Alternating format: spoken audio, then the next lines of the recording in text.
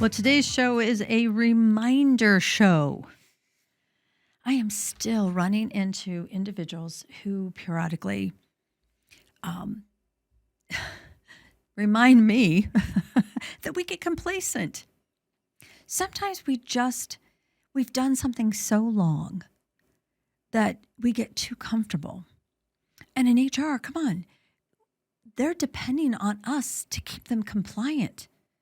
The whole show here is focused on helping you keep the company on solid ground when it comes to compliance. But we have had so many things moving and turning lately. I get it. I mean, I understand. You're all working on so many projects and so many things, and some of you are still shorthanded.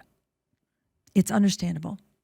But I owe it to each of you. I have to keep coming back and reminding you. We have to stay on top of things. Try your best to be proactive. And by listening to these podcasts or watching this show, you're demonstrating that. You're already 3 feet ahead of so many others. And I so want to applaud that. I really, really, again, we spend so much time listening and talking to so many of you. And I want to make sure that everything you get from these shows is meaningful and applicable, and you can apply it immediately. So this show today is on all the things that you really need to review because of all the changes that have been taking place. And, I know that if you were listening to the podcast here at the end of the year, I always talk about the fourth quarter audit. And one of those elements of the audit is just reviewing your handbook policies. But let's talk about that a little bit more. Here in October of 2023, the EEOC updated their policy. How many of you went into your handbook and updated your EEOC policy? Did you update your harassment policy? Have you reviewed any of those other policies to be assured that you're actually doing what you've published you're going to do? Remember, that's one of the biggest mistakes you can make is to put in a handbook or put somewhere in writing that you're going to do a particular procedure or process, and then you don't do it. Your company has evolved. You've moved on. You changed processes or plans, or it could even be a phone number to file a complaint. That needs to be updated. So I continually tell my clients that handbook needs to be reviewed once, if not twice a year. Just go through it. Just brush through. Challenge your management team to make sure they're speaking and talking and discussing and representing your policies as they are written. And if there are some hesitations or problems, that's the quickest way to identify when you need to update your handbook and policies. But one of the policies that we really have to watch right now is social media. And let me break that down a little bit further. New York just recently proposed a bill to control information that employers are now asking employees or have been asking employees in regards to their social media. Anything having to do with personal information and data in social media. So their passwords, their postings. This includes their blogs, their podcasts. If it has anything to do with personal information, New York doesn't want the employers to be aware of that or to be imposing on that. Now, anything that the company is paying for, subsidizing, or promoting, different story if this bill gets passed. But my point to you is understand that social media is an extension of your work environment. And you need to be aware of your state laws around social media. And you need to make sure that the social media policy that you have in writing is up to date and applicable, and that you can live with it. Another big one, which the National Labor Relations Board had a huge impact on, was severance agreements. If you have a severance agreement in your library of documents and it has not been reviewed in the past 6 months, I want you to pull it out tomorrow or today and make sure that your labor law attorney is reviewing that document. And I say that very seriously. Severance agreements are one of those non-negotiable documents, those legal documents that only a labor law attorney can properly review for you.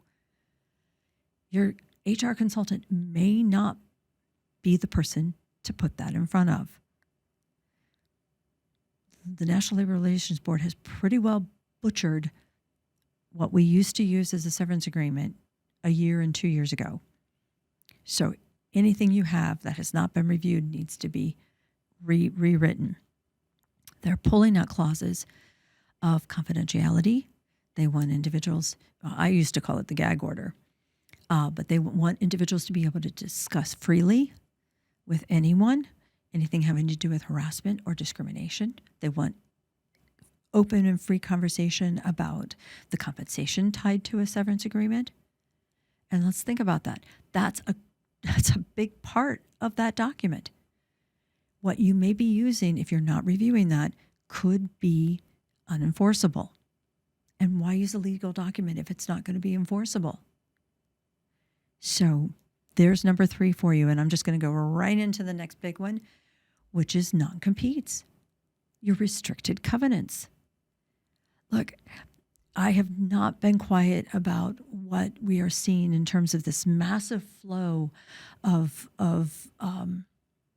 opinion about non-competes, non-solicitation agreements.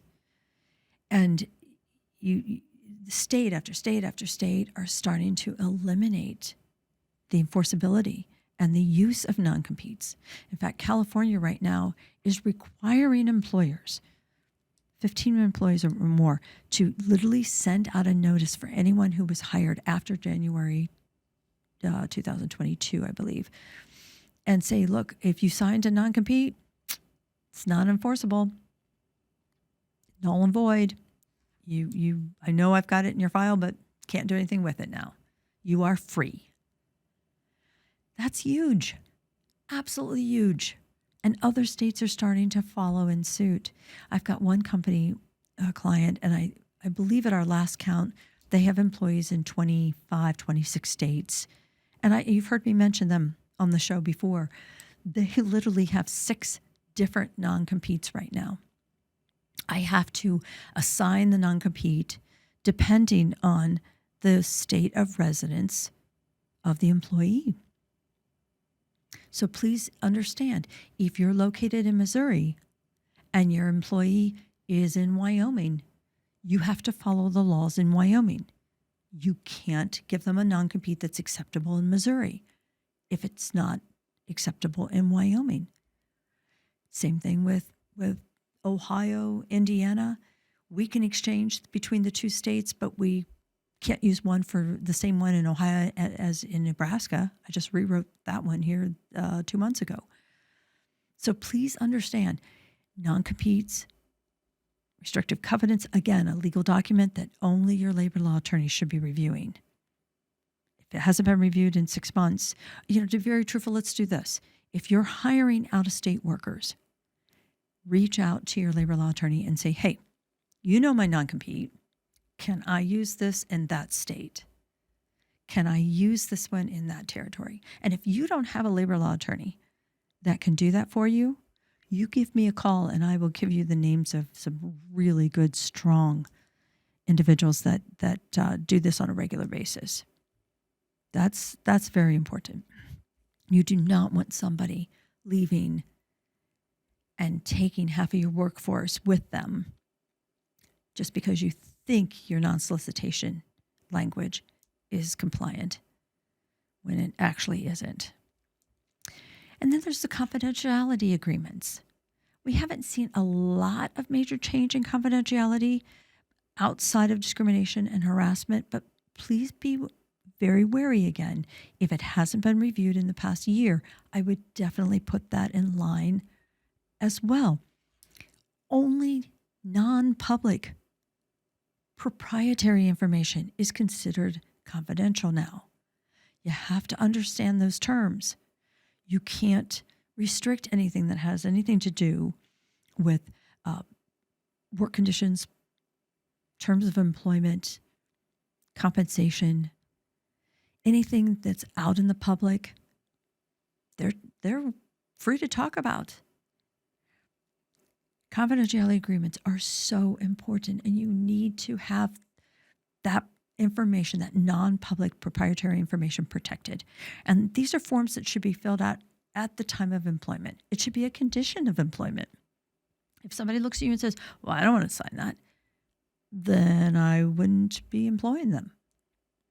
You have that right. And then the last one I'm concerned with are offer letters. If you haven't updated and reviewed your offer letters lately, would you please go back and do that? I looked at one yesterday and I just get exhausted with individuals who, this is a fractional CFO. This is an individual who's basically a bookkeeper who came in and said, yeah, I can do all your financing, no problem. Oh, and you need HR? Yeah, I can do that. That's nothing. No problem. So she drew up what she believed to be an offer letter, and it was missing major points that absolutely cannot be, they just can't be overlooked.